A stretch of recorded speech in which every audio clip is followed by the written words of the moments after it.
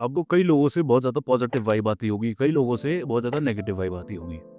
आपके friend circle में भी बहुत से ऐसे लोग होंगे जिनसे आप मिलते हो तो आपको बहुत पॉजिटिव फील होता है, और कुछ लोग ऐसे होंगे कि जो आप दूर भी देख लेते हो ना, उनसे एकदम नेगेटिव वाइब आना शुरू हो जाती है।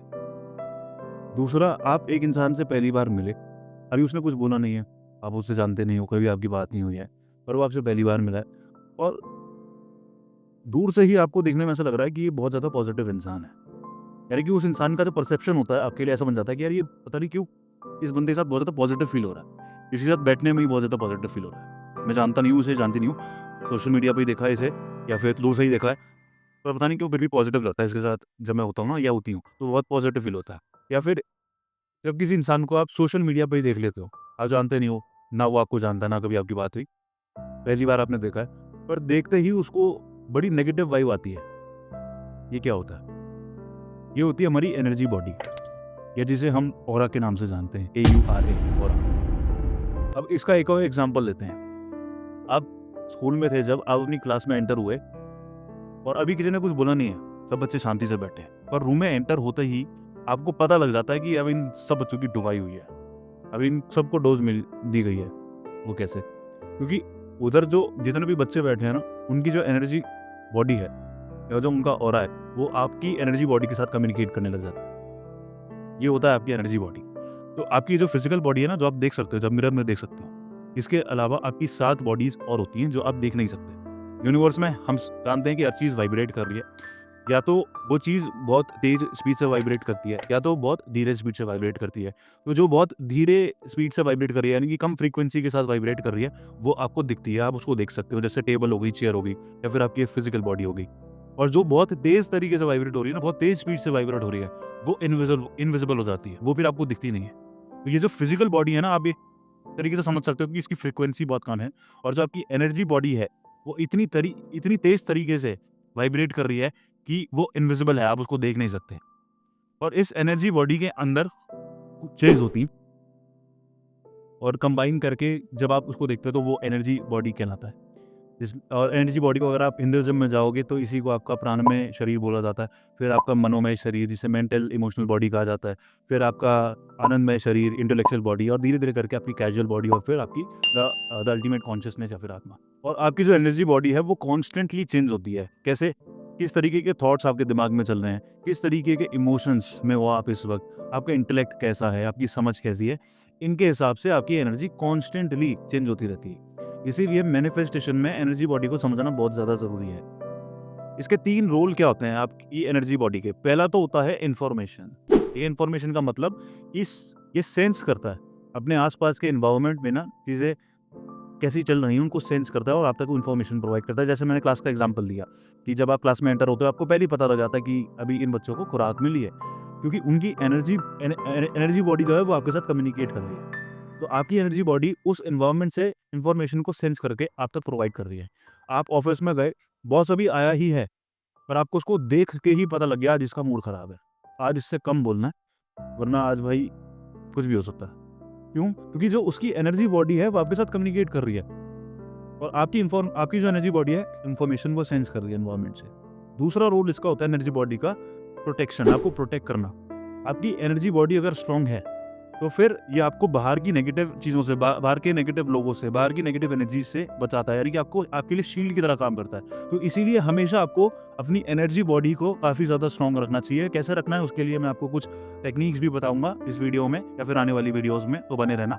तीसरा रोल है इसका रिफ्लेक्शन। तो आपके अंदर इस वक्त क्या चल रहा है, ये बाहर वालों को, यानी कि दूसरे लोगों को बताता है। तो आप जैसे सेंस कर रहे हो, दूसरे लोग भी आपकी एनर्जी बॉडी के साथ कनेक्ट करके उसमें से इंफॉर्मेशन को सेंस कर रहे हैं।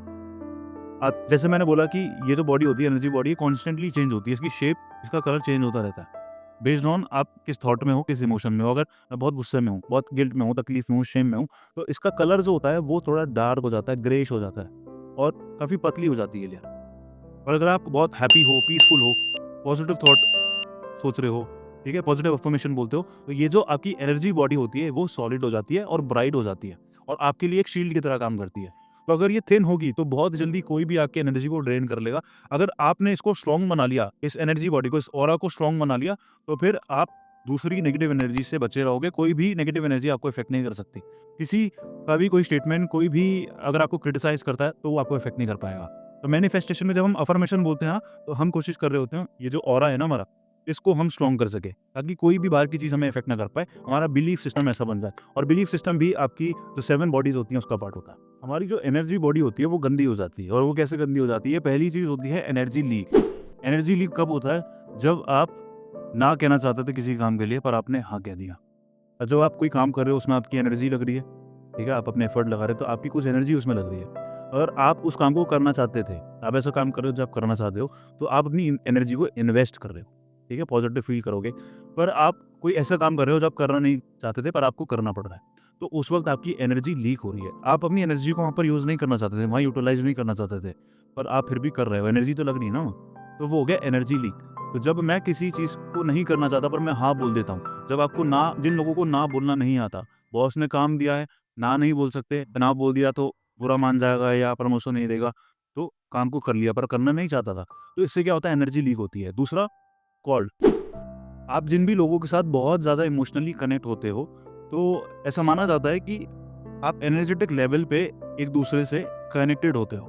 यानी कि एक स्ट्रिंग होती है, एक कॉर्ड होती है जो आपस में आप दोनों को कनेक्ट कर रही होती है। समझ लो भी एक तार, एक एनर्जी की तार जो आप दोनों को कनेक्ट कर रही है। तब उससे होता है, इसीलिए भी इंट्यूशंस आते हैं आपको। वो इंसान, टेलीपैथी भी इसी के वजह से होती है। वो इंसान आपके बारे में सोच रहा है, आपको पता लग जाता है, आपको भी उसकी याद आने लग जाती है, या उसका मैसेज आ जाता है, उसको कॉल आ जाता है, क्योंकि आप एनर्जेटिक लेवल पे कनेक्टेड हो। एक कॉर्ड है, एक तार आप कह सकते हो जो आपको कनेक्ट कर रही है। अब क्या होता है, वो दूर बैठा इंसान आपकी एनर्जी को ड्रेन कर लेता है। वो अगर बुरा फील कर रहा है और आपके बारे में सोच रहा है, तो इधर आपको भी बुरा लगने लग जाएगा। तो यानी कि एक बहुत दूर बैठा व्यक्ति वो इतनी दूर से आपकी एनर्जी को ड्रेन कर ले रहा है, और अचानक से आपका मूड खराब हो जाता है। तीसरी चीज़ होती है दूसरे लोगों की एनर्जी को कैच कर लेना।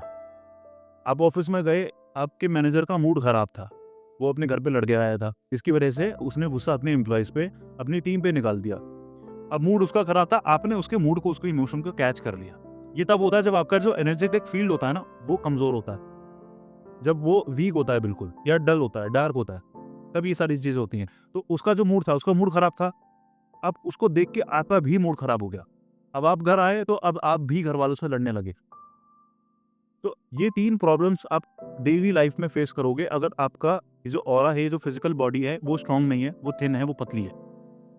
अब इस ऑरा को कैसे आप स्ट्रांग कर सकते हो, इस एनर्जेटिक बॉडी को आप कैसे स्ट्रांग बना सकते हो, उसकी कुछ टेक्निक की हम बात करेंगे।